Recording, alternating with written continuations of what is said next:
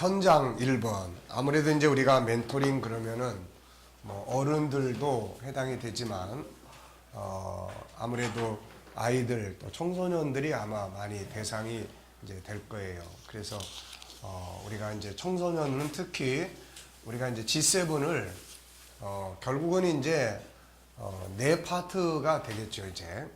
뭐, 하나는 이제 우리 어른들을 위한 G7 과정. 그 다음에 이제 아이들은 뭐 마음교실. 그 다음에 이제 청소년들은 이제 멘토링 교실. 청소년들한테 마음교실 하기에는 조금 아이스러움이 있을 것 같아서 그래서 멘토링 교실이라고 하면은 청소년들에게 이렇게 좀 잘 맞을 것 같아요. 그래서 그리고 이제 더 간다면은 우리 이제 청년들을 위한 이제 청년들을 위한 어떤 이제 이름 하나하고 그 프로그램이 이제 만들어지면은 그러면 이제 G7 국제문화원이라고 하는 것이 각 교회마다 이제 이렇게 진행될 수 있을 것 같고 이제 내년도부터 저희들이 이제 하는 우리 교회에서 일단은 월요일부터 토요일까지 이제 각 과목별로 이제 진행을 해 나가는 것을 이렇게 한번 이제 해보면 어쩌면 이제 각 교회마다 이렇게 평생교육원처럼 그래서 그런 이제 교육의 기본 틀이 이렇게 만들어질 수 있지 않을까 싶어요. 그러면 이제 그 안에서 뭐 물론 이제 주일날 할 사람들은 또 주일날도 하지만 평일날도 이렇게 쭉 교회가 이제 가장 중요한 것은 이제 영성과 함께 이제 교육기관이잖아요. 교육기관. 그러니까 이제 교회가 교육이라고 하는 이 기본 뼈대가 살아나야 이게 이제 기독교 교육의 기독교가 문화화되고 정신화되고 이런 것들이 가능한 거예요. 근데 지금은 주일날 하루만 와서 예배 딱 드리고 가면 끝이야 이게. 그러니까 이런 부분들을 이제 그 성경 학교라고 하는 틀을 가지고 이제 진행하다 보면은 그 속에서 이제 다양한 현장들이 이제 경험되어지고 이제 만들어질 수 있겠죠 이제. 자, 그래서 어린이 청소년 멘토링에 대한 이야기를 좀 보겠습니다. 어린이 청소년 멘토링의 중요성. 멘토링은 모든 연령을 대상으로 할 수 있고 또 해야 한다. 그러나 본장에서는 어린이, 청소년 등에 대해서 나누고자 한다. 어린이와 청소년들에 대한 멘토링은 아주 중요하다. 한 그루의 나무가 이제 크기 시작하는 과정이기 때문이다. 이미 커버린 나무들은 가지가 휘어지지 않지만 어린이와 청소년들은 그 가지를 아름답게 만들어갈 수 있다. 나이가 어릴수록 멘토링이 중요하다. 그러니까 이제 우리 마음교실이라는 이름으로 하지만은 멘토링이 중요한 것은 나이가 낮을수록 이게 중요하다는 거예요. 그래서 뭐 유초동부, 이제 유치부, 이제 유치부, 영아부. 이제 여기서부터 사실은 이게 만들어가는 것이 더 굉장히 효과적이에요. 이게 보통 이제 학자들은 1살에서 3살 사이까지가 뇌의 뭐 거의 전체가 이제 만들어진다 이렇게 보고 있어요.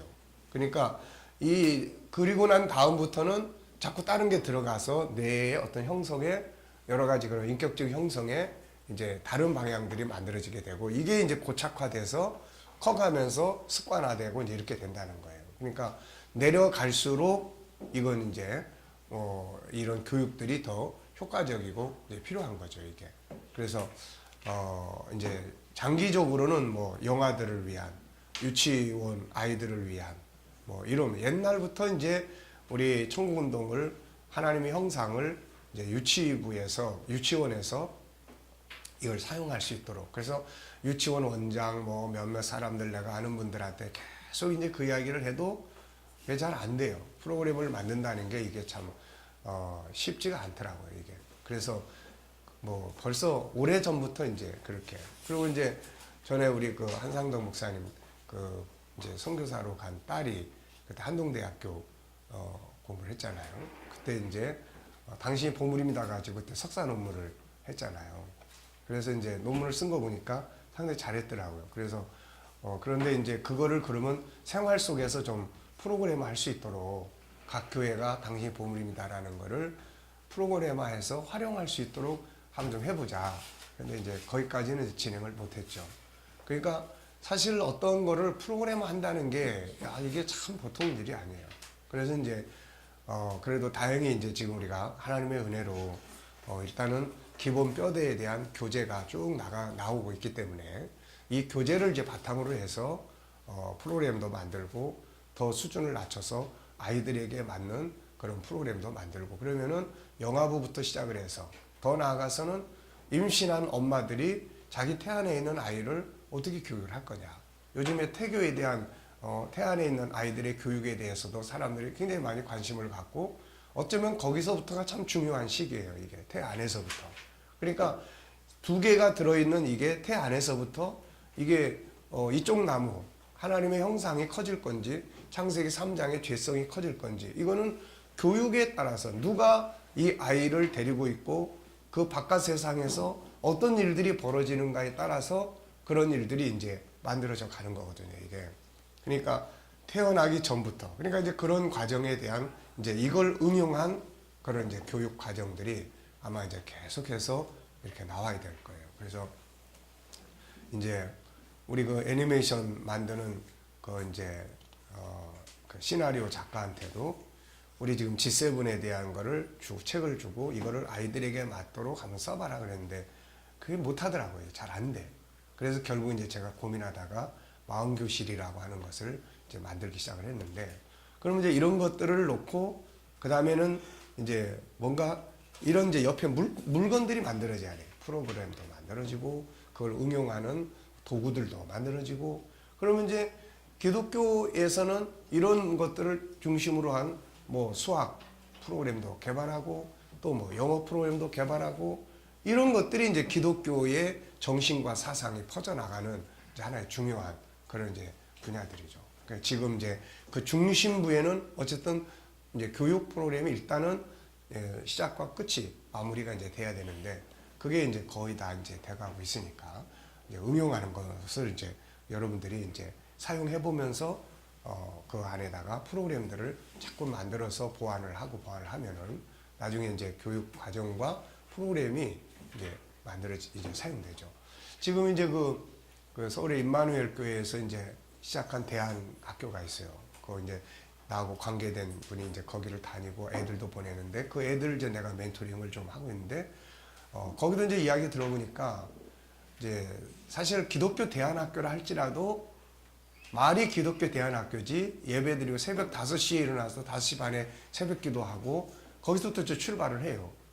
그런데 교육이나 이런 부분들을 이렇게 봤을 때는 이거는 하나님의 사람으로서의 어떤 능력을 길러내는 데는 이제 결국 이제 세상에서 나중에는 이제 공부 열심히 하는 과외 학교 같은 뭐 이런 이제 성격으로 이제 가버리는 거예요. 그래서 이제 그 속에서의 갈등들이 엄청 많은 거야 이게. 그러니까 앞으로 이제 그 중에 한 분이 지금 이걸 공부를 해요. 그 학부모 중에 한 분이. 그래서 그러면 이거를 가지고 그 학교에서 한번은 이제 교육을 해봐라. 부모들끼리의 갈등, 애들과 애들끼리의 갈등 이게 바깥 세상하고 그냥 똑같은 거예요 이게. 그러니까는 이런 부분들이 그 안에서 심리 교육도 이루어져야 되고, 근데 이제 그런 걸 할 전문가들이 없는 거예요. 그래서 앞으로 기독교 안에서 하는 유치원, 기독교 안에서 하는 대안학교, 기독교 안에서 하는 이제 이런 거는 1차적으로 이제 이런 심리 교실을 운영을 이런 걸 다 해야 돼요. 다 하고 그런 걸 통해서 아이들의 마음을 바르게 키워나가는, 마음을 바로 키워나가는 게 이 제일 중요한 말이에요. 형식적으로 예배드려. 그래서 그때 아이가 나보고 오늘은 상담할 게 뭐야? 그랬더니 새벽 기도를 어떻게 하면 가서 안 좋을 수 있을지 좀 알려주세요. 그 초등학생이 새벽 5시 일어나서 5시 반에 예배 드리고 거기서 졸면 일어나서 뒤에 가서 서라고 그러고 그때부터 이제 하루 일과가 출발하니 과연 이거를 어떻게 봐야 될 거냐는 거예요. 이런 것들을. 그러니까 그런 부분 속에서 아이들은 내면의 세계는 그걸 공감이 안 되는 거예요. 내면의 세계는. 그러니까 이제 그게 내면의 세계가 오히려 나중에 얘네들이 컸을 때 기독교에 대해서 어떻게 생각할 수 있을까? 이제 이런 것들이 이제 많이 고민이 되는 부분들이에요. 그러니까 학교 측에서는 당연히 이제 신앙 학교니까 해야 되는데 아이들의 내면의 공감대가 아닌 형성이 안 되고서 진행이 됐을 때는 그게 이제 어거지가 되는 이제 이런 부분들이 되는 거란 말이에요. 그러니까 이제 앞으로 우리가 그런 부분들이 가야 되고, 그래서 그렇게 해서 만들어진 학교들이나 그렇게 해서 커가는 아이들이 뭔가 이제 좀 바람직하게 커가는 모습들이 보여졌을 때 일반 부모들도 기독교 학교로 보내는 게 좋겠다. 이제 이런 부분이에요. 전에 30대 그 엄마가 우리 교회에 등록한 사람 하나 있는데 왜 우리 교회로 오셨냐 그러니까 자기는 신앙생활 이제 처음이래요. 근데 가만 생각을 해보면은 종교 교육이 교회 교육이 아이들한테 더 유익이 될 것 같아서 자기가 이렇게 왔습니다. 이제 그렇게 이야기를 해요. 근데 이제 그때만 해도 사실 그때만 해도 그러면 교회 교육을 받기 위해서 왔는데 이 아이들에게 과연 교회가 어떤 교육을 제공하고 있는가를 이렇게 생각을 해보면 뭐 예배드리고 성경 공부하는 이거 외에는 없는 거예요, 이게. 그래서 기독교적인 교육 시스템, 사실 교육이라고 하는 것을 볼 때 우리가 지금 현대 교육의 기본 뼈대는 이제 다 기독교에서 시작된 거 아닙니까, 이게 다. 그래서 선교사들이 가면 다 학교 세워서 이제 교육을 시키고 이제 이런 것들이 이제 출발이 된 건데, 그래서 우리가 기독교 그러면은 우리는 이제 신앙만 생각을 하지 교육을 생각을 안 해.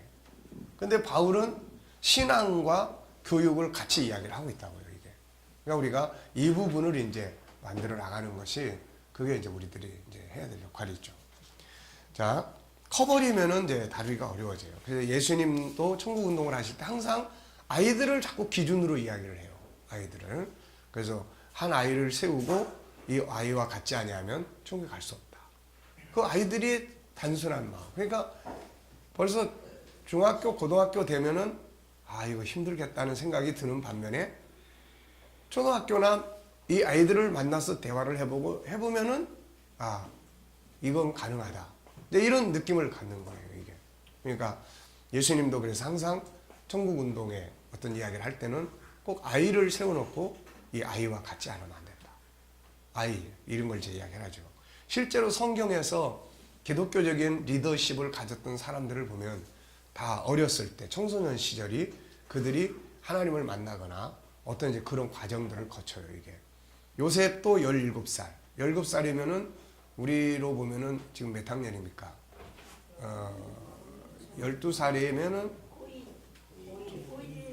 고1 네, 정도 되는. 그 다음에 다윗도 역시 어렸을 때부터 목동 생활하면서 하나님을 만나게 되고. 그리고 이제 사무엘은 뭐, 저 떼자마자 성전에 성장을 했고, 오병이에게 기적을 제공한 것도 역시 어린아이였고, 예수님이 예루살렘에 입성하실 때 주님을 찬양했던, 다른 사람들은 다 그냥 제자들은 이제 머리 굴려가지고 누가 더 높은 자리에 앉을 거냐, 그리고 쫓아가고 있고, 바리새인 지도자들은 다 예수님을 죽이려고 그러고 있고, 애들만 주님을 찬양하고 있는 이런 걸 볼 수 있는 거예요, 이게. 그러니까 유초동 청소년들의 멘토링, 신앙 멘토링은 참 중요하다. 이미 굳어버린 나뭇가지보다는 어린 가지들이, 그래서 조경이나 이런 거를 할 때는 어렸을 때부터 다듬어 가는 것이 굉장히 중요한 거죠, 이게. 물론 이제 다듬어 간다고 그러면서 아이들의 독립성이나 또 창의력적이거나 주도적인, 아이들이 막 커가는 이거 자체를 확 누르라는 게 아니에요, 이게. 그거를 안 좋은 쪽으로 흐르지 않고 좋은 쪽으로 흘러가도록 가지만 휘어주면 커가는 건 지들이 커가는 거거든요, 이게. 크는 것 자체를 우리가 막아버리는 것은 아니에요. 그건 올바른 교육이 아니에요. 자, 멘토링 유형과 기간, 멘토링의 유형. 멘토링은 다양한 형태로 이루어질 수 있다. 상담형, 코칭형, 교육형 등 다양한 형태로 진행돼요. 상담은 말 그대로 상담이고, 코칭은 어떤 문제, 코칭과 멘토링 구분이 되죠. 멘토링은 이렇게 이 책상 위에 보면 뭐 이것도 있고 이것도 있고 이것도 다 있어. 코칭은 이 중 하나를 해서, 자, 고려은단 비타민 C 이거 하나를 딱 가지고 이거를 하루에 몇 번씩 먹고 이걸 통해서 어떤 결과를 만들어낼 거냐, 이제 이거예요, 이거. 그러니까 멘토링은 뭐 이것도 상담도 있고 티칭도 있고 교육도 있고 뭐 가르치는 것도 있고 조언도 해주고 훈계도 하고 뭐 다양한 것들이 이제 멘토링 속에는 들어있게 되는 거죠, 이게. 자, 그래서 이 중에서도 단기 멘토링은 주로 상담형으로 이루어진다. 상담형은 어떤 현실적 문제를 가지고 오는 경우다. 앞으로 이제 우리 목회하시는 분들이 가장 중요한 거는 어린이 청소년의 전문가가 돼야 돼요. 결국은. 예, 내가 가만 보면은 결국은 어린이 청소년의 전문가. 어린이를 다룰 수 있는, 청소년을 다룰 수 있는, 그들의 필요한 부분을 도와줄 수 있고 채워주고 발전시켜 줄 수 있는, 성경에서 어른들은 뭐 재능을 발전시켜 준다. 이런 게 잘 어른들은 이미 고착화되어 버린 게 있기 때문에 그게 잘 안 돼요. 근데 애들한테는 그게 다 필요해요. 그러니까 앞으로의 목회는 어린이 청소년들을 다룰 수 있는 이게 필요하다는 거예요. 그게 뭐 음악이나 또 뭐 스포츠나 이런 것도 물론 필요하지만 그보다도 멘토링, 코칭 이런 걸 통해서 아이들을 잠언 20장 5절에 그걸 이룰 수 있는, 안에 있는 지혜와 재능을 끌어내 줄 수 있는, 그리고 아픈 마음을 치료해 줄 수 있는, 갈등을 풀어갈 수 있도록 만드는, 그러니까 이런 것들이 이제 필요한 거예요, 이게. 그래서 이런 경우는 교육보다는 문제 해결을 하는 쪽으로 멘토링을 진행을 한다. 그래서 상담형은 이제 문제를 가지고 왔으니까 해결을 해야 되고, 사춘기 때문에 할머니가 데리고 온 아이, 요건 이제 제가 이제 멘토링을 했던 그런 케이스들이에요. 사춘기 때문에 할머니가 데리고 온 아이. 네. 요즘에는 얘가 이제 커가지고 지금은 이제 안 하고 있지만 초등학교 때 했는데 얼마 전에 그 할머니가 이때 5학년 때 멘토링을 했는데 그때도 그랬는데 그때는 전초조였던 것 같아요. 지금 중학교 1학년인가 2학년이 됐는데 목사님 얘가 요즘에요 인제 사춘기가 왔는지 아니냐 속을 박박 뒤집어가지고 네, 그래서 내가 걔한테 문자를 보냈어요. 목사님 멘토를 만나러 와야지. 중학교 때는 더 필요해. 한 번 멘토는 영원한 멘토야. 알았지? 그랬더니 목사님 제가 시간 내서 한번 갈게요. 그러고 문자가 왔어. 그러니까 그런 케이스, 뭐 학교 생활, 임원 선거를 해야 되는데 뭐 어떻게 하면 좋겠는지, 뭐 광고 이제 자기 홍보를 해야 되는데 어떻게 하면 좋아요. 그래서 이제 뭐 홍보를 위한 멘토링을 해준다든지, 또 그 다음에 뭐 선생님과의 갈등 문제, 친구와의 갈등, 부모와의 갈등, 그 다음에 뭐 싫어하는 과목, 떨어진 점수, 진로 문제, 일반적으로 자기 발전을 위해 멘토링을 하는 경우, 자기 주특기, 전공 발전을 위한 멘토링. 그러니까 이런 것들이 이제 뭐 장점 찾기라든지 뭐 이런 걸 통해서 일단은 이제 같이 의논하면서 이제 진행을 하죠. 근데 이렇게 찾아온 애들은 훨씬 쉬워요, 이게. 이게 찾아온 애들은 시키는 걸 하기 때문에 변화도 있고 경험도 있고 나중에 그 경험을 이제 같이 결과를 나눌 수도 있고 그래요, 이게. 자, 멘토링 기간은 단회로 끝나기도 하고 때로는 몇 개월씩 하기도 합니다. 현재 멘토링을 하고 있는 아이들은 장기적으로 얘들은 쭉 하고 있죠. 그러다 보니까는 만날 때마다 뭐 문제만 해결할 수 있는 것이 안 돼가지고 뭘 할까 하다가 이제 마음교실을 하는 게 좋겠다. 그래가지고는 걔들이 제일 먼저 마음교실을 책 나오기 전부터 이제 시작을 했어요. 그런데 그게 이제 괜찮더라고. 그렇게 해서 막 하고 그 다음에 교육하고 처음에 이제 오프닝하고 그 다음에 교육하고 그 다음에 이제 자 오늘 상담할 사람 둘이 하고 있는데 이번 주간에 상담할 주제가 있는 사람 있으면 이제 상담하고 없으면 그냥 가고. 그러니까 교육이 이제 또 이제 지금은 중심권이 되고 있는 거예요. 그걸 중심으로 해서 필요한 대화들을 나누는 거죠, 이게. 그러니까는 이게 멘토링 마음교실이나 이런 게 꼭 단체 교육으로만 보면 안 돼요, 이게. 오히려 단체 교육도 교육이지만은 이제 이따가 좀 그 부분의 이야기를 나누려고 합니다만은 어쨌든 이제 개인 교육이나 개인적으로도 이걸 가지고 그래서 이걸 하다 보니까 부모가 공부하고 부모가 이걸 중심으로 해서 아이와의 관계를 갖게 하는 것도 이것도 굉장히 괜찮을 것 같아요, 이게. 사실 부모나 아버지, 엄마나 아빠가 아이하고 뭔 말을 해야 되고 뭔 이야기를 해야 되고 어떻게 관계를 가져야 될지를 사실 몰라요. 그러니까는 요즘 뭐 애들하고 시간 많이 가지세요 하는데 시간을 많이 가져도 할 말도 없고. 그러니까 애는 애대로 스마트폰하고 아빠는 아빠대로 스마트폰하고 그러고 앉아서 음식점에 가서 먹고 앉아서 각자 볼일 보고 이러고 있는 거예요, 이게. 그러니까는 이 마음교실을 이거를 내가 요즘에 그래서 우리 교인들한테도 이거 부모가 공부를 해라, 이거 해서 아이들과의 관계를 갖는, 그러면 이번 주간에 아이들과 어떤 대화를 나눌 건지 이런 것들을 자기가 많이 준비를 하기 때문에 결국은 부모 아닙니까? 뭐 교회에서 교육을 해도 그렇고 결국은 부모가 집에서 아이와 어떤 대화를 나누고 어떤 관계를 갖고 어떻게 이야기를 나누고 어떤 질문을 하고 결국 어떤 것들을 나누는가가 이게 핵심이에요, 사실은. 그게. 그러니까 그걸 이제 부모가, 그래서 어느 단계쯤 가면은 이게 부모가 같이 공부를 해야 돼요. 그래서 부모가 하고 부모가 교사를 해야 돼요, 부모가. 그래서 자기 애는 아니지라도 다른 애를 부모가 이걸 가지고 해서 부모가 이 마음교실에 이게 전문성을 가져주면은 부모가 애들의 창의력도 개발해내고 다 할 수 있는 거거든요. 이게 막 야단치고 명령하고. 지금은 부모가 할 수 있는 게 없기 때문에 다 밀어놓고 있어요. 자기 자녀 교육을 학교에다 밀어놓고 있고 학원에 밀어놓고 있고 어디 가서 잘 배우고 오기를 다 기다리고 있는 거지, 자기가 자기 자녀를 이쁘게 좋게 잘 교육하고 이게 안 되는 거예요. 이 유대인들은 자녀들의 교육이 밥상머리 교육에서 그게 이루어지는 거예요. 그게. 근데 우리는 그게 안 되는 거예요. 이 문화를 바꾸는 거예요. 이 문화를. 우리나라의 부모는 보호해주고 먹여주고 입혀주고 학교 보내주고 다 안 되면 야단치고 이 개념이에요. 이게. 그러니까 이제는 그거보다는 리더자로서의 개념, 코치로서의 부모, 멘토로서의 부모, 이 역할이 이제 필요한 거예요. 이게. 그러니까 앞으로의 시대는 더 그렇지 않습니까? 가장 재능 개발이나 이런 거에 대해서 많이 대화를 나눌 수 있고 친숙한 관계가 부모와 자녀 관계예요.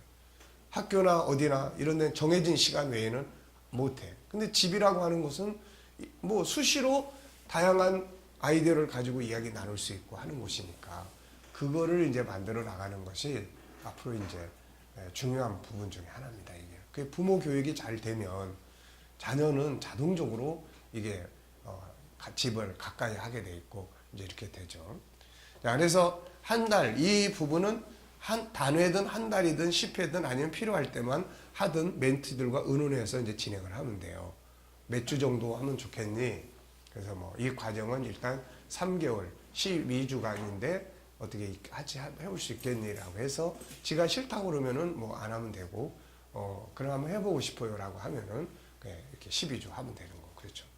멘토링의 진행 과정은 이제 오프닝이 있고 그 다음에 교육이 있고 상담이 있고 이렇게 진행하시면 돼요.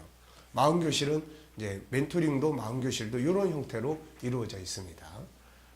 처음 오프닝이 중요하다. 그런데 이 오프닝은 멘토링이 진행되는 과정에서 모습과 처음 만남에서 진행으로 구분됩니다.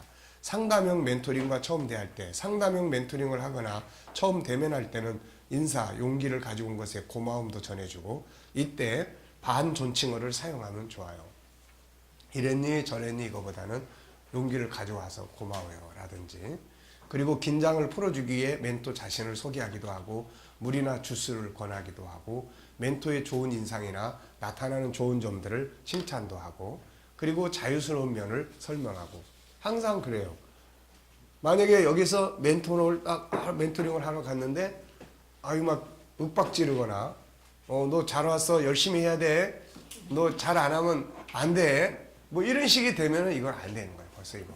그러니까 그렇죠. 여기는 네가 생각을 충분히 표현할 수 있는 곳이다. 여기서 대화하는 건 항상 비밀이 지켜진다. 그리고 여기서 네가 이걸 잘 활용하면 너한테 큰 도움이 될 수 있다. 이런 분위기를 느낄 수 있도록 만들어줘야 돼요. 어른들이 멘토링을 하다 보면 지금 애들이 중학교 애들 중에도 혼자서 목사님한테 온다는 것을 꺼려해서 안 한단 말이에요. 지금 하겠다고 해놓고도 나중에 이야기 들어보면 목사님한테 가가지고 너무 그런단 말이에요. 이게. 그런데 거기다가 대놓고 내가 너무 근엄한다든지 뭐 엄숙한 말을 쏟아놓는다든지 이래버리면은 이건 이제 안 되죠. 이게. 그래서 여기는 다른 것처럼 긴장하지 않아도 돼요. 말하고 싶지 않으면 안 해도 되고요. 마음이 편해질 수 있도록 하고 싶은 이야기가 있으면 해보세요. 자, 멘토, 오늘 목사님하고 이야기하고 싶은 주제가 있으면 말해봐요. 혹시 가져온 것이 있습니까? 혹시 뭐 이야기 나누고 싶은 것이 있어요? 그러면은 그걸 가지고 하면 되고, 혹은 본인이 해결하고 싶은 주제, 혹은 중요하게 생각하는 주제 3가지만 말해볼래요? 그 중에 첫 번째는 뭐가 될 수 있어요? 이제 끝난 다음에는 이렇게 용기 내서 말해줘서 고마워요. 이렇게. 그러니까 항상 그런 부분들에 대한 응대 뭐 이런 거.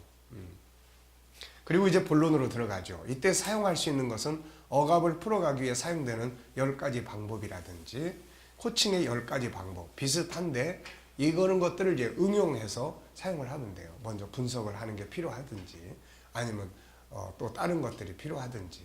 그러니까 이거를 항상 그 억압에 대한 10가지 그 다음에 코칭 10가지 이거는 우리 속에서 항상 이렇게 물이 흐르듯이 흘러야 돼요. 이게. 그래야지 첫 번째 이거 했고 두 번째 이제 다음은 이거다 뭐 이게 돼서는 안 되고 아이에게 맞는 것이 첫째인지 두 번째가 필요한지 세 번째가 필요한 건지 이건 그때마다 이제 이 대화를 통해서 체크를 해야 돼요. 이게. 자, 억압에서 자유케 하는 방법은 요거죠. 정체, 분석을 할 때 필요하면 3단계까지 하라는 거예요. 그게 필요 없는데 꼭 뭐 아버지가 뭐 하는 사람인지부터 자기 아빠가 만약에 직장이나 이런 게 좀 자기가 생각할 때 별로 안 좋으면은 이야기하기를 꺼려해요, 이게. 근데 분석한다고 해서 할아버지까지 족보까지 다 들춰내면은 이것도 안 맞는 거예요, 이게. 그러니까 뭐든지 그래요. 객관적으로는 좋은 원칙이지만 당사자가 어떤 사람인가에 따라서 그런 부분들이 나중에 이제 좀 더 시간이 흘러가면 여러 회차를 거쳐가면서 자연스럽게 다 친해지면 대화가 가능한데 처음부터 그런 것부터 다 이제 정보를 알려고 하다 보면은 얘가 꺼려해요. 자기 어떤 경우는 이런 경우 있어요. 자, 아빠는 직업이 뭐 하시는 분이세요. 근데 나중에 보니까 이혼한 집이야. 근데 그걸 모르고 아빠를 물어보고 있으니 이게 참 얼마나 답답한 이야기입니까, 이게. 그러니까 사전 정보가 충분히 됐으면 되는데 모르고 대화를 할 경우에는 그런 경우들이 생겨요. 그래서 그런 가족 상황이라는 걸 물어볼 때는 굉장히 조심해야 되고 그게 이제 또 상처가 될 수가 있으니까 이게. 그래서 그런 부분들이 자유, 의지, 3가지 질문 이야기했죠. 그 다음에 목표 세우고 자원 찾고 실행 점검, 선포, 점검 보완. 어떤 애들은 이렇게 막 꼭 얽어매려고 하는 것도 싫어한다고 얘가. 그러니까 막 자 이제 점검 계획 짜보자. 목사님이 어떻게 점검해 주면 좋겠어? 얘는 지금 그런 거 아직 하고 싶지 않은데 내가 막 끌고 가려고 그러면은 얘가 이제 부담스러워 해버려요, 이게. 네. 그러니까 그런 건 이제 잘 이렇게 그냥 객관적으로 모아놓고 강의를 하는 건 상관이 없는데 이렇게 개인 상담을 통한 멘토링은 그런 부분을 우리가 신경을 좀 써야 돼요. 이제 코칭 10단계는 이제 여기 있는 것처럼 오프닝, 영역 분류, 현재점 찾기, 성장 변화 뭐 이제 이렇게 비슷하지만 이제 이건 상담 쪽이고 요거는 이제 코칭 쪽이기 때문에 이런 걸 잘 이렇게 익숙해지면은 응용할 수 있습니다. 첫 번째 상담이 마치면서 이제 다음을 약속할 수 있고 단회로 끝날 수 있어요. 끝 마무리는 항상 다음같이 한다.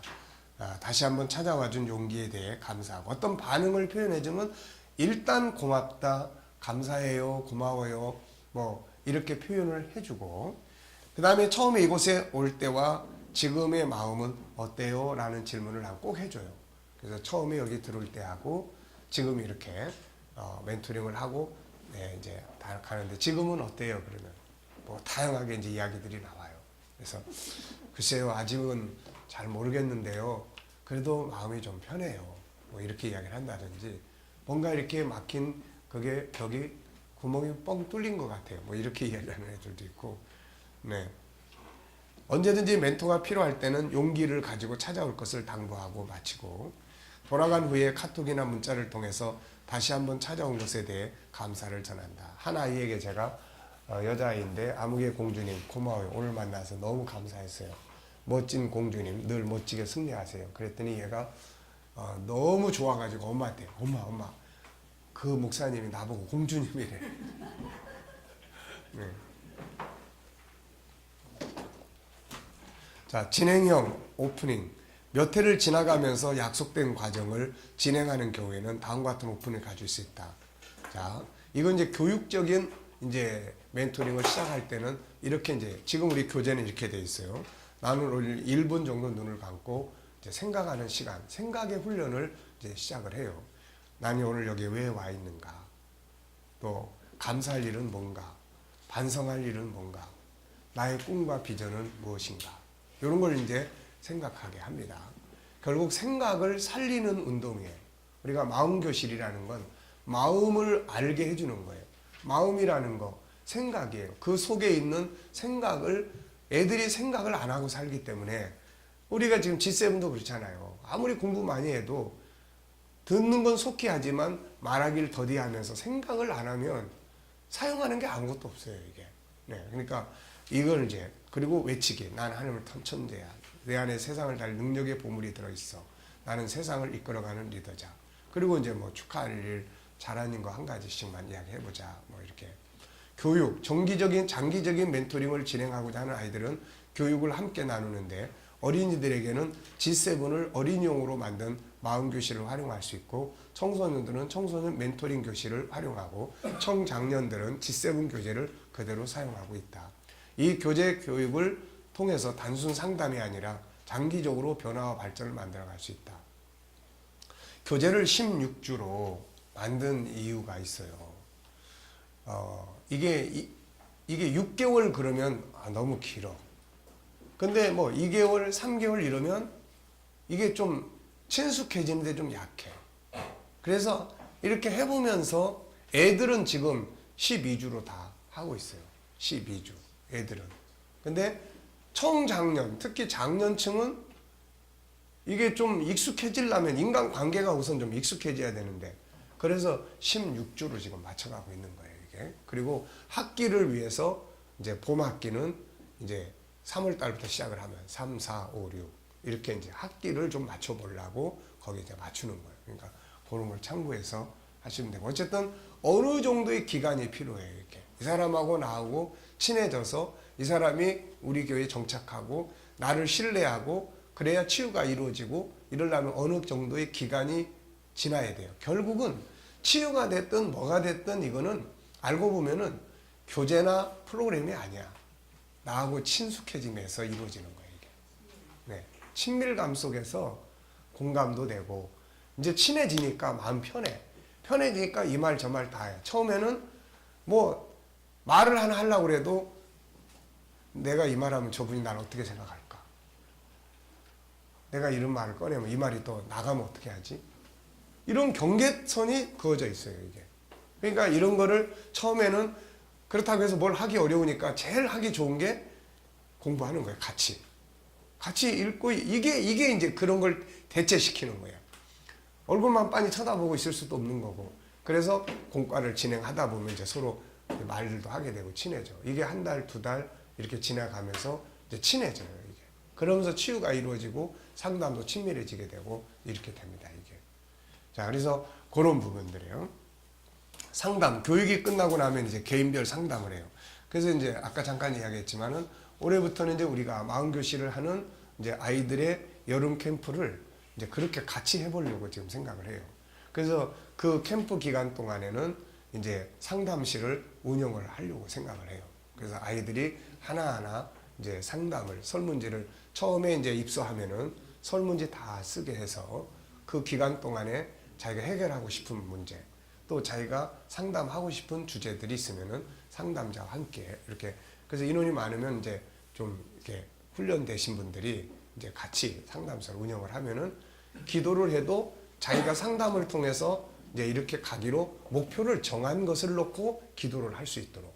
지금은 이 기도를 막 해야 된다 하지만 뭘 위해서 기도해야 될지도 몰라요, 지금.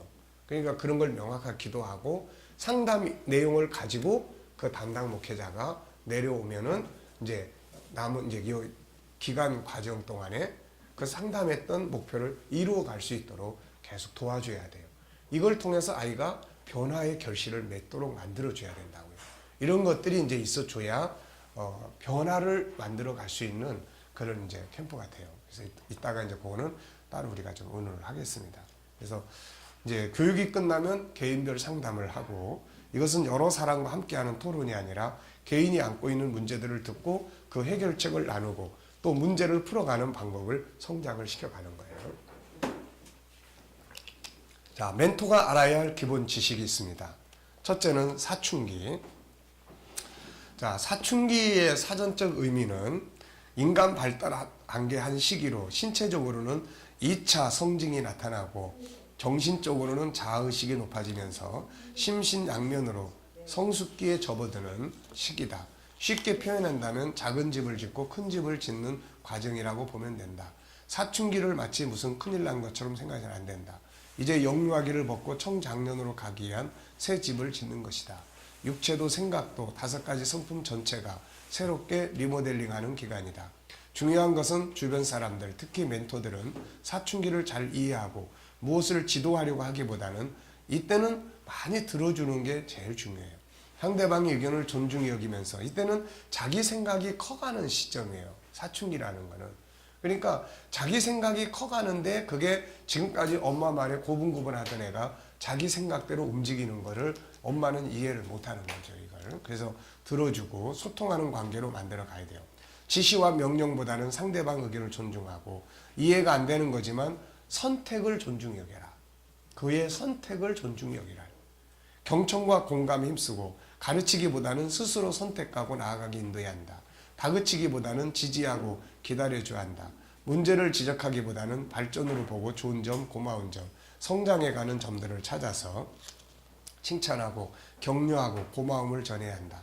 새로운 현상들을 이상한 일처럼 그러지 말고 그게 이제 성장하는 과정이야. 그 축하해주는 이게 이제 필요해요. 자, 이 밑에 쉽게 표현한다면 작은 집을 헐고 큰 집을 짓는 게 아니라 작은 집을 짓고 큰 집을 짓고 작은 집을 헐고, 예, 작은 집을 헐어야지 작은 집을 짓는 거 아니에요. 네. 작은 집을 헐어야 돼요. 헐어야지 큰 집을 짓는 거니까. 이거는 꼭 체크해 두셔야 되겠네요. 사모님. 네. 일단 휴식 시간에 아예 이건 고쳐야 되겠네요. 자, 그리고 이 밑에 이제 지난번에 라목사님 이분 소개했었죠. 네, 조벽 박사 최성애. 청소년 감정 코칭을 이제 이분이 이야기를 해놨는데 잘 돼 있어요. 그래서 그 속에서 이 청소년기의 사춘기와 관계된 이야기를 좀 정리를 했어요. 청소년기의 뇌는 리모델링 중이다. 사춘기의 대대적인 리모델링과 확장 공사를 하게 된다. 청소년기에 시작되어 여자는 24살쯤, 남자는 30살쯤에 완성되고 이때 이제 중요한 게 좋은 자제를 쓰는 거예요. 그런데 애들이 이때 좋은 자제를 못 써요.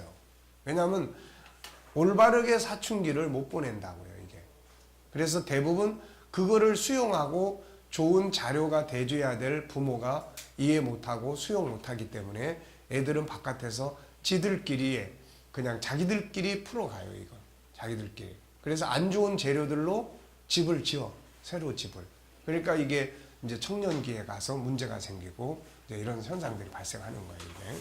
그래서 사춘기 때는 대개 한 번에 한 가지밖에 생각을 못한다. 뇌의 도로망이 제대로 연결되지 않아서다. 청소년들은 무엇을 생각하고 무엇을 느끼고 어떤 활동을 하느냐에 따라서 자기 뇌를 창조한다.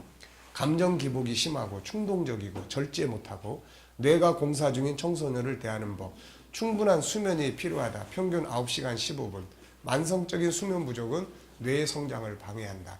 대화할 때는 감성적으로 접근하라. 이성 논리가 아닌 감정과 느낌의 차원에서 지금 기분이 어때 하고 접근한다. 그래서 Y보다는 항상 How로 접근을 하는 게 필요해요. 그래서 왜 이것보다는 어떻게 된 거야? 생각은 어떤 거야? 이런 어떻게로 접근하는 것이 필요하다. 관리자가 아닌 컨설턴트 역할을 하라 함께 생각하고 또 좀 더 큰 그림을 보여주고 방향을 제시한다. 관리자는 자꾸 감시, 감독 이거를 하려고 그래요. 근데 컨설턴트는 뭐예요? 상담자예요. 상담자. 실수에 관대하고 시행착오를 통해 배울 수 있게 하라. 다양한 경험을 하도록 격려하라. 청소년기 두뇌의 건축자재는 바로 다양한 경험이다. 집을 지려면 설계도가 필요한데 신뢰감, 독립심, 겸손함, 현실감각, 자기 통제력, 자아 존중감, 인성과 감성 개발 등이 설계도에 들어가야 된다. 문제는 이제 얘들이 이거를 어떻게 흡수할 수 있도록 유도해 줄 것인가가 이제 중요한 관점이에요. 그러니까 지금은 옛날하고 비해서 사춘기가 지금은 더 위험한 시대예요. 왜냐하면 여자애들 같은 경우는 사춘기 때 잘못하면 몸을 그냥 버려버린다고요, 이게. 그러니까 지금은 이제 그런 옛날에 옛날에는 단지 말 안 듣고 그냥 뭐 속색이고 지 성질대로 하고 뭐 이랬다면 지금은 이제 사춘기의 이성 문제가 엄청 발전해 버려요, 지금. 그러니까 이런 문제들을 상담하고, 그래서 가장 좋은 방법은 이게 초등학교 때부터 멘토링에 대한 습관을 만들어 주는 거. 이게 굉장히 중요한 거예요. 왜냐하면 초등학교 때부터 멘토링 습관이 되는 애들은 자연스럽게 중학교 때가 돼서 그런 현상들이 발생할 때 물어본다고요. 우리가 상담을 한번 한 사람한테는 반드시 그 다음에 또 묻게 돼 있어요, 이게. 묻게 돼 있다고. 그러니까 전화 오는 거야. 문제가 어떤 상황이 되면 연락 안 했다가도 전화 오는 거예요, 이게. 그러니까 제가 이제 이런 걸 보면서 어렸을 때부터 하여튼 초등학교 시절부터 멘토에 대한 훈련을 시키자, 이게. 그러면 얘가 나중에 이제 이건 내가 그 멘토 선생님한테 물어봐야 되겠다. 그럼 물어볼 수 있으면은 바르게 이제 이런 것들, 이성 교제를 하지 마. 이거 안 된단 말이에요. 이성 교제를 하되 책임 있는. 그래서 요 시기를 어떻게 보내야 되는지. 이제 이런 것들을 이제 이끌어 주는 것이 필요해요. 그런 게 없이 지들끼리 정보 교환 다 하고 지들끼리 뭐 다 이제 학교에서조차 그런 것들을 쉽게 다루지 못한단 말이에요. 해라 마라 하면 안 돼, 위험해, 뭐 이런 거지 그 이상은 아무것도 안 되는 거예요.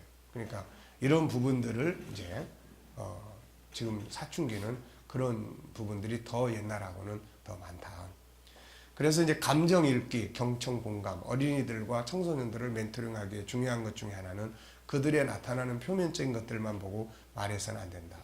그들 속에 들어있는 감정을 보고 들을 수 있어야 한다. 이미 앞에 살펴본 바 같지만 사람은 세 가지 모습을 가지고 있다. 맨 아래는 뭐가 있습니까? 5가지 성품의 본능이 있고 위에는 아픈 마음이 있어요. 그러니까 지금 이제 사춘기는 이게 밑에 본능이 막 용솟음 치는 시기예요. 쉽게 말하면. 밑에 본능이. 그동안에는 엄마가 시키는 대로만 하면 되는 줄 알았는데 하다 보니까 이게 아닌 거야. 그래서 밑에서 지금 나는 뭐뭐뭐를 하고 싶다. 이게 엄청 강화되는 시기예요, 이게. 그러니까 나는 엄마의 잔소리를 듣고 싶지 않다. 이건 뭘 이야기하는 거예요? 나는 이제 독립하고 싶다, 이거거든. 그러면 그게 잘못된 거냐? 그게 정당한 거예요. 그게 본능이라고, 밑에. 인간은 주도적이고 자인이 주인이고 이런 삶을 살게 돼 있다. 근데 좋게 독립이 돼야 되는데 왼수지고 독립을 하는 거야, 이게. 왼수가 돼가지고. 그러면 애들은 애들대로 죄책감에 빠져 있고 그런 반응들이 생길 때 이제 독립할 마음이 생기고 있구나 라고 이야기를 해주면은 자기가 지금 나쁜 짓 하는 게 아니구나 라고 하면서 건전하게 갈 수가 있는데 넌 왜 그래? 좀 그동안 말 잘 듣고 그러더니 왜 엉덩이에 뿔 났냐? 도대체 왜 그래? 이렇게 시작하면은 독립을 지금 방해하는 거예요, 이게. 그러면 얘는 몰래 독립하는 거예요. 몰래. 알게 독립하는 게 아니라. 그러니까 이제 이런 맨 밑에 우리는 그러니까 이런 감정이나 감정 코칭을 할 때 우리보다 더 잘할 수 있는 사람이 없어요. 저게 왜 저런가에 대해서 우리는 깊이 숨어 있는 무의식, 세상은 무의식이라고 하는데 본능의 세계를 이해할 수 있다고요. 그러니까 그런 부분들을 오히려 엄마가 말하는데 툭 튀어. 그러면 엄마가 만약에 박수 쳐줘. 야, 우리 딸이 이제 정말 많이 컸네. 그래, 자기 생각을 주장할 수 있는 것은 훌륭한 거야, 이거는. 근데 이 속에는 항상 나쁜 걸 주장하는 것은 모순될 수 있다는 거 그거 알고 있지. 이제 뭐 이런 정도로 이야기를 해주면 되는데 탁 튀니까 너 이리 와봐. 네. 그러니까 이제 말 안 하는 거예요. 그러니까 이제 말 안 해버려요. 그리고 지들 친구들하고 스마트폰에 매서 이게 카톡 여기에 매달리는 거예요. 막 몇 시간이고 뭐 그 안에는 뭐 어떤 애들은 그래요. 그 안에서 전혀 모르는 사람들하고 막 카톡을 한다고요. 이게 얼마나 위험한지 몰라요. 이게.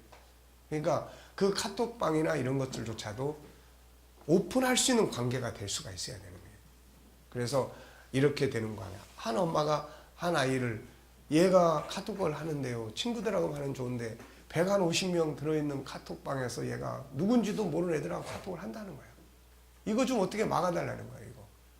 그래서 그 애를 데리고 카톡이 얼마나 소중하고 친구들하고 만남을 통해서 참 좋은 거지. 이 속에서 내가 하지만 하는데 모르는 사람은 이러이러한 위험성이 있다. 그러면서 예를 들어줬어요. 어떤 아이가 카톡을 하는데 그 안에서 남자하고 친구 삼아서 했는데 나중에 만나자고 해서 만났더니 전에 한번 뉴스에도 나왔을 거예요. 40대 아저씨더라. 그런데 그 속에서 이미 친해져 버려가지고 그걸 못 끊는다. 그렇게 하고 싶으냐 그랬더니 그건 아니라는 거예요. 그러면 이제부터는 친구들끼리 카톡을 하도록 모르는 방에 대해서는 네가 절제해야 된다. 세상에는 이렇게 갈 수도 있고 이렇게 갈 수도 있고. 근데 얘가 그래도 알아들었어요. 그래서 그 다음부터는 그 방에 안 들어가. 그러니까는 이런 부분들이 이제 인정해 줄 건 인정해 주고 해줘야 되는 부분이 있어요. 자, 그 다음에는 이제 자기가 원하는 대로 안 되니까 뭐가 생기죠? 이제 아픈 마음이 생겨요. 그 아픈 마음이 이제 생기는데 그 아픈 마음이 이제 장애 요인으로 인해서 아픈 감정이 생겨요. 근데 이거를 누가 안 들어주는 거예요. 이거를. 그래서 이 감정 코칭 이분은 그거를 들어주라는 거예요. 이분이 지금 이야기하는 감정 코칭은 감정을 들어주라는 거예요. 감정을. 네. 그래서 그 이야기예요. 그리고 맨 꼭대기에 나오는 건 이제 솟구쳐 나오는 건데 부모들이 만나는 건 항상 요걸 만나는 거예요. 솟구쳐 나오는 현장.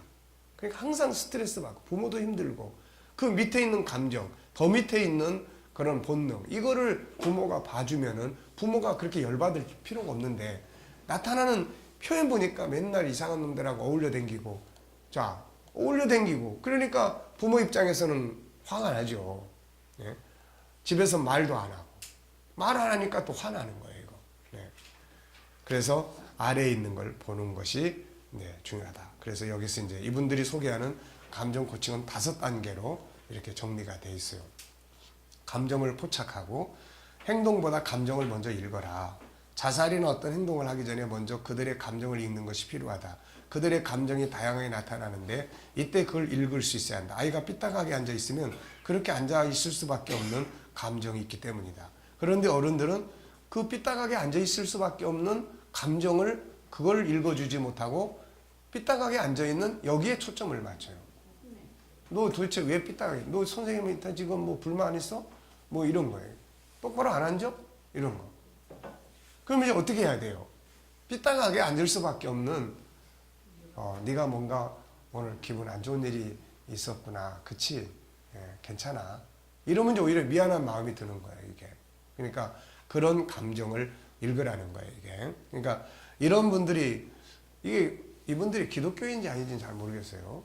근데 어쨌든 간에 지금 우리가 다루는 그러니까 이분들은 이제 본능적인 부분은 이제 많이 이야기는 안 했지만은 그러나 결국은 이 본능이 왜 이런 감정이 생기냐면은 그런 본능이 장애 요인을 만나서 자기 뜻대로 안 되니까 지금 감정이 만들어지는 거예요, 이게. 그래서 이 감정만 읽어줘도 공감을 해줘도 많이 괜찮다. 그래서 이제 이분들은 이제 그런 이면의 세계를 봐라. 자, 우리는 이제 여기에 현실 아래에 있는 감정에 의해 그리고 우리는 더 하나를 더 봐야 돼요. 그게 뭐예요? 정말 이 아이가 원하는 게 뭐냐는 거예요. 원하는 게 뭐냐는 거예요. 진정한 욕구, 그것을 이루지 못한 장애 요인 제거. 예수님의 리더십은 바로 이런 거예요. 아이들의 행동 이면에는 따돌림에 대한 강박감, 약속을 지키고 싶어도 지키지 못하는 당황스러움, 고자질한 엄마에 대한 야속함, 고압적인 아빠에 대한 실망감 등의 감정이 있습니다. 고압적인 아빠에 대한 실망감. 이게 이제 감정이야. 그러면 그 밑에 본능은 뭐예요?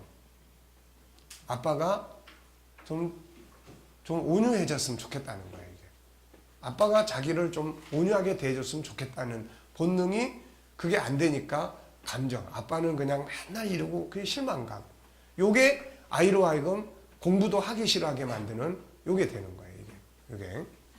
그 다음에 두 번째, 감정에 어떤 것들이 있나. 그래서 여기에는 이제 아이들이 가질 수 있는 감정. 요걸 이제 폴 에크만 박사라고 하는 사람이 이제 이야기를 써놨는데, 감정에 이런 것들이 있다. 그래서 뭐 기쁨의 감정, 슬픔의 감정, 흥미, 분노, 경멸, 혐오, 공포, 혼란스러움. 자, 세 번째, 감정을 포착하는 방법. 표정을 읽는 연습을 해라. 표정이 담긴 사진을 보고 감정 읽기 훈련을 해라. 뭐 이런 이야기를 해놨어요. 그러니까 표정을 보면 감정이 거기 나타나니까 그런 걸 좀 잘 읽는 훈련을 해라. 또 직접 물어볼 수도 있다. 뭐뭐 했지, 뭐뭐 났지로 물으면 답이 끊어진다. 그래서 이제 했지, 났지는 뭐예요? 이게 이제 폐쇄 질문이에요. 닫힌 질문.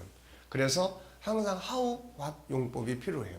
너무 급하게 아이의 감정을 단정 짓지 말고 지금 기분이 어때? 답이 막연하면 좀 기다려줘라. 이제 그런 이야기도 해요. 아이가 느꼈을 감정을 상상해 본다. 본능, 장애물, 감정, 행동의 과정, 기본 감정, 뒤에 있는 2차 감정, 중요한 거예요. 두 번째, 감정 코칭 2단계는 강한 감정을 표현할수록 오히려 더 좋은 기회다라고 이야기를 해요. 노력 없이 열매 없다. 감정을 표현했을 때 그것을 좋은 기회로 삼는 일이다. 부정적인 감정에 다가가서 감정 코칭을 하려면 용기가 필요하다. 긍정적인 기회로 인식해라. 부정적인 감정 앞에 야단치고 끝장 보는 듯한 대화가 돼서는 안 된다. 아이가 감정을 보일 때 초감정. 이분은 초감정이라는 이야기를 해요. 이 초감정은 엄마의 감정이에요. 엄마 속에 들어있는 상처받은 감정이에요. 그러니까 엄마의 감정에 매이면 안 된다는 거예요. 그러니까 엄마가 지금 화가 나는 기분에 매이면 안 되는 거예요. 그래서 우리가 감정을 따르지 말고 항상 뭐라고 그랬어요? 행동 원칙을 정해라라는 거예요. 아이가 이렇게 반응할 때 난 이렇게 반응한다. 거기에서 감정에 매여서 이제 가버리면은 안 돼요. 말대꾸를 말대꾸로 볼 것인가? 아니면 자녀의 용기 있고 조리 있는 말에 공감을 할 것인가? 네. 말대꾸를 말대꾸로 보면 엄마가 기분 나쁘고 싸우는 거지만, 야, 우리 딸 정말 대단하네. 우리 아들 대단하네. 우리 또 어떻게 이렇게 조리 있게 표현을 하지? 이렇게 되면은 아이는 더 조리 있게 표현을 하고 엄마한테 조심스럽게 표현하려고 하는 노력을 해요. 네. 근데 넌 어떻게 이렇게 맨날 따지는 것만 좋아하니? 이런 식으로 반응을 해버리면 이제 아이는 죄책감도 들지만은 그게 이제 습관화되고 이렇게 돼요.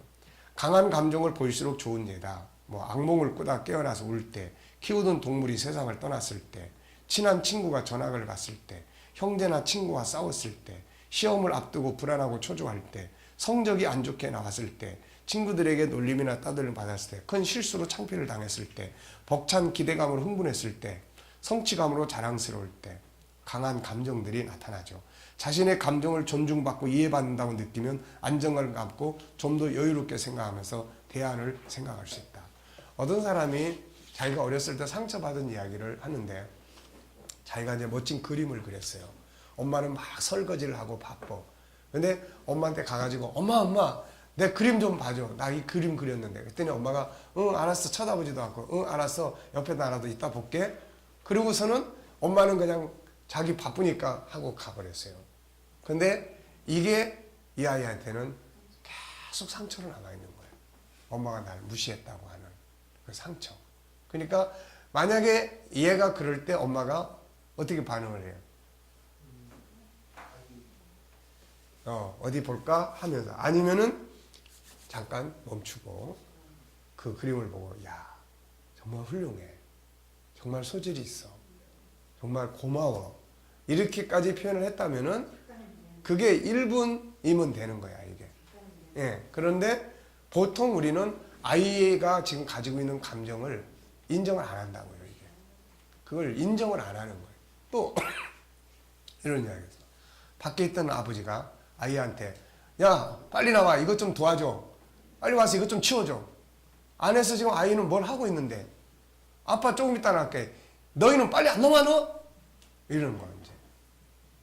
이런 것들이 아이라고 하는 감정 자체를 다 무시해버리는 거예요. 무시해버리는. 그러면 얘는 그냥 막 부글부글 하죠. 근데 만약에 여기서 아들, 아빠 좀 도와줄 수 있어? 지금 이런 게 필요한데. 지금 좀 어려운데 그러면, 그래? 언제 도와줄 수 있어? 몇 분 뒤에? 예, 그럼 한 10분 좀 걸릴 것 같아요. 그래, 그럼 그때 좀 도와줘. 이거는 인정해 주는 거예요, 상대방을. 그러니까 이런 것이 없이 부모가 너 빨리 안 나와? 거기다가 이제 또 이제 막 이제 거시기까지 찾아가면서 이제 이놈의 자식 이제 빨리 안 나오면 너 혼날 줄 알아 막 이렇게 돼버리면은 예, 이런 거에 너무 많이 벌어지는 거예요, 이게. 너무 많이. 예. 그래서 그런 감정을 이제 읽어야 된다. 그리고 검사가 아닌 변호사. 검사는 주로 Y를 많이 쓰고 변호사는 주로 how를 많이 씁니다. 네. 어떻게 된 일이죠? 검사는 왜 이렇게 됐어요? 했어요? 안 했어요? 맞죠? 네. 뭐 이런 거예요. 자, 감정 코칭 3단계는 감정을 들어주고 공감하고 아이의 감정에 귀를 기울여라. 두 번째는 감정의 코칭의 도구, 대화의 세 가지 유형. 원수되는 대화가 있고 멀어지는 대화가 있고 다가가는 대화가 있다. 원수되는 대화는 상대방의 말에 즉각적으로 반박하고 비웃는 것. 멀어지는 대화는 상대가 말을 꺼내는데 말과 상관없는 딴 이야기 하는 것. 다가가는 대화는 상대방의 이야기에 귀 기울여주고 수용하고 공감해주는 것. 상황 이해, 감정 이해, 다가가는 대화. 어른이 먼저 다가가라. 항상 그렇죠. 애들이 먼저 다가오기를 기다리는 게 아니라 엄마하고 애가 싸웠어. 그런데 엄마가 너 먼저 안다고 하면 난 절대로 이제 너하고 말 안 해. 잃어버리면 이제 안 되는 거예요. 그러니까 먼저 다가가라. 넷째, 자녀와 학생들이 어떻게 다가갈 것인가. 충고하기 전에 공감하고 이해하라. 뭐 그런 내용들이에요. 자, 넘어가겠습니다. 자, 다섯째 번을 보세요. 충분한 시간을 두고 감정의 겹을 벗겨내라. 그래서 이제 이게 프로그램이 필요한 거예요. 대화가 잘 안 될 때는 그냥 노는 게임을 해요. 이분 같은 경우는 뭐 보드게임도 하고 또 뭐 여러 가지 그런 게임들을 일단 같이 한다고 해요. 그래서 게임을 같이 하다 보면 서로 뭔가가 이제 소통이 될 수 있는 기회가 생기는 거예요. 그러니까 지금 우리 교육 과정에 이런 게임, 이런 프로그램. 그래서 우리 이창민 전도사님한테도 이제 이 전도사님도 맨날 보면 그래요. 목사님, 여기 프로그램도 좀 넣으시고 그러지. 그건 내 몫이 아니야. 그건 자네 몫이지. 그러니까 우리가 그런 프로그램들을 다양하게 해보고 넣어주면 효과적으로 진행할 수가 있습니다. 그래서 말을 안 하는 아이한테 아무리 좋은 질문을 하더라도 얘는 말 안 해요. 그럼 얘하고는 놀아야 돼. 놀려면은 뭐가 필요합니까? 노는 게임이 필요해. 네. 그러니까 그 효원 목사님 그 아이도 이제 혼자서 노는 프로그램을 이제 우선 좀 만들어요. 그 노는 게임 뭘 갖다가 같이 놀든지. 놀면은 친해져. 친한 사람의 말에는 귀를 기울여요. 항상. 그러니까 이거 노는 게임. 네. 근데 우리는 노는 방법을 잘 모르잖아. 그러니까 카드 놀이든 뭔 놀이 이런 걸 이제 바깥에서 우리가 수입을 해와야 돼.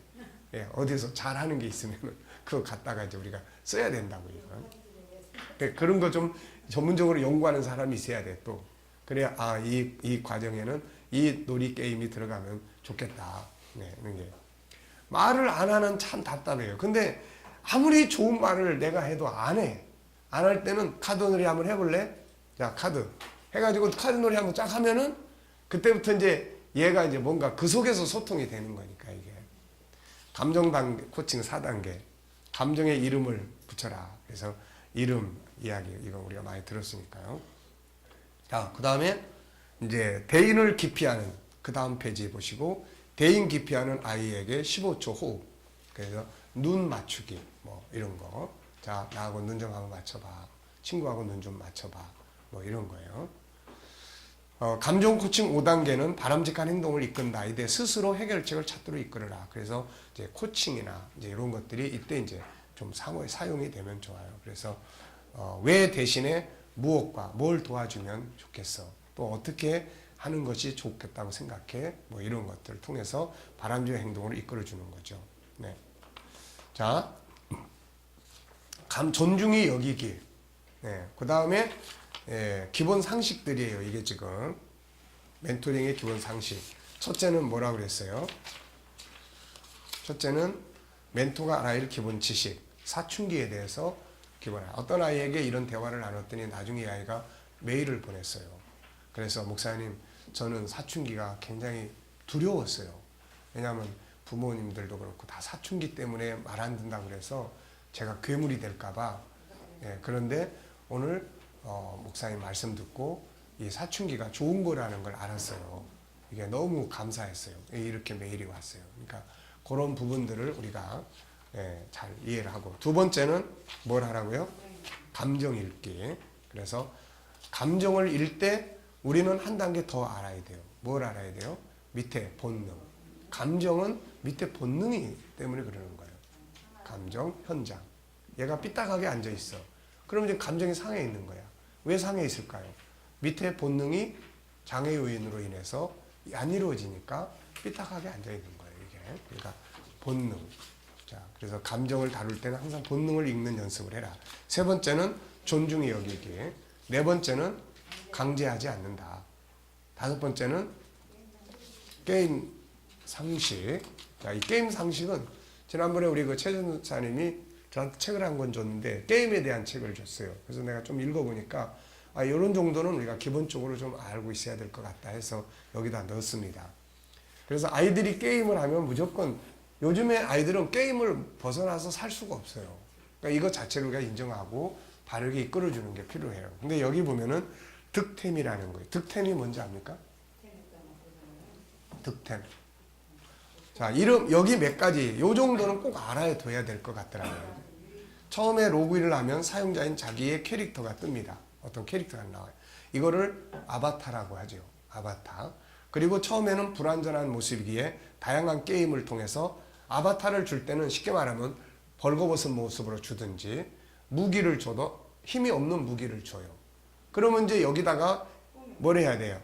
게임을 통해서 자꾸 점수를 얻어가지고 이제 꾸며야 되는데, 이 꾸밀 수 있는 그 점수를 통해서 꾸미는 것을 이제 아이템이라고 이야기를 해요. 아이템을 자꾸 얻어서 아바타를 강하게 해주는 거야.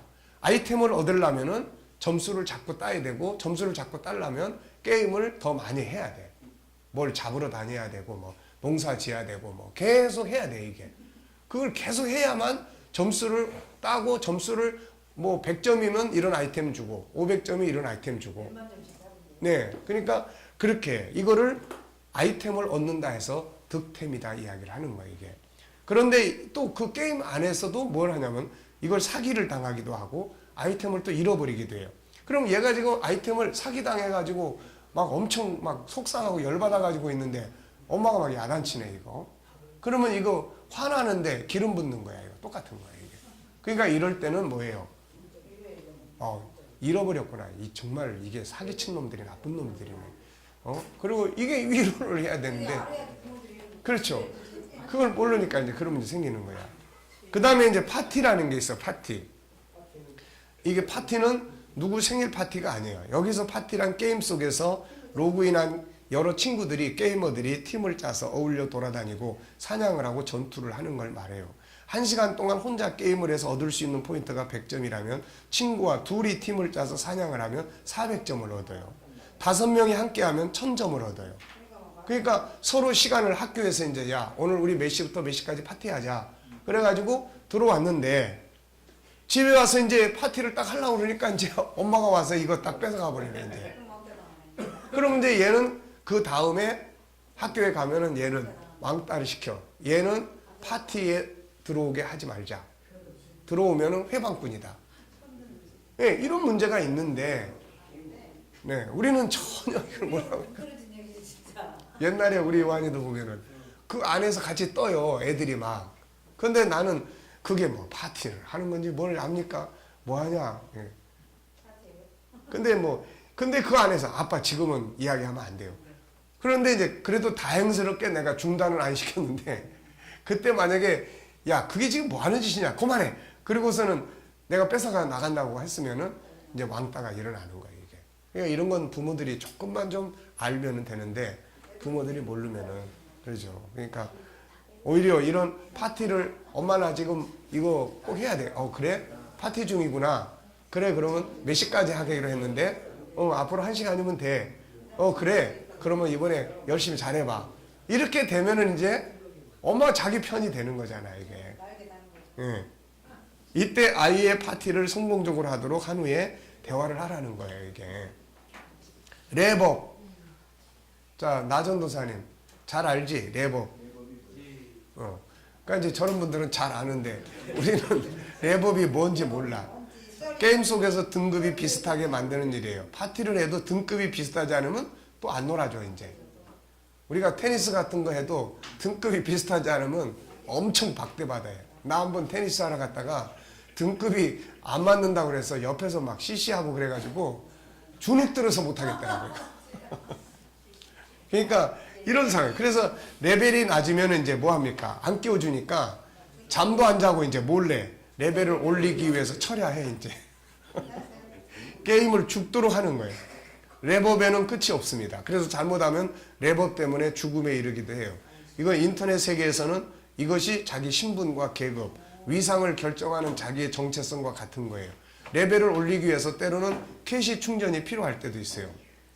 이 게임 회사들이요, 수익을 올리기 위해서 현금으로만 구매 가능한 아이템들을 또 만들어서 공급을 합니다. 그래서 전에 이 신문에 한번 났더라고요.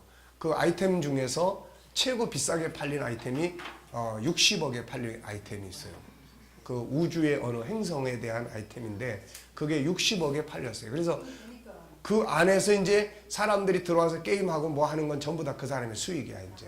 그게 자기 시장이니까. 그러니까 앞으로 이제 지금 가상화폐보다 그쪽 시장이 더 크다 이렇게 보는 거야 이제.